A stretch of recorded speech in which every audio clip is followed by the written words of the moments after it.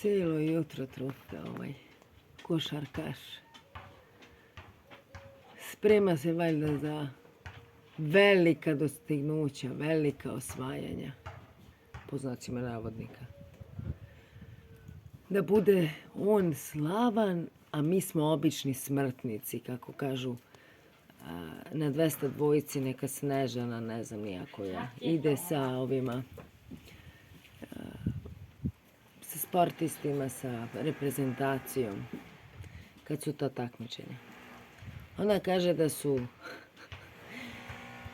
oni besmrtni, ako evo, imaju loptu u rukama, ako treniraju i osvajaju medalje, oni su besmrtni, a mi smo svi obični smrtnici.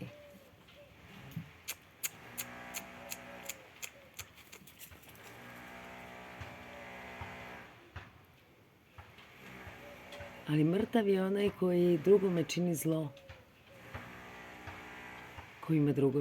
koji drugome čini nemir, koji nema osjećaj za onog drugoga, nema savest, dakle nema osjećaj da time što svojim delima nekome drugom čini zlo. Dakle, to su onda zlodela. Vidiš, to su dva klinca, dva dečaka su došli u tu porodicu, u hraniteljski smeštaj.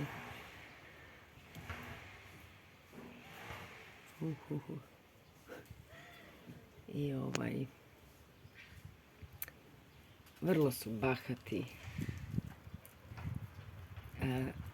oholi, gordi, uznositi, ponositi, kao i svako Savino dete koje ne može da bude Božje dete jer je Savino dete. Dakle, u isto vreme ne možemo se klanjati Bogu i bogatstvu.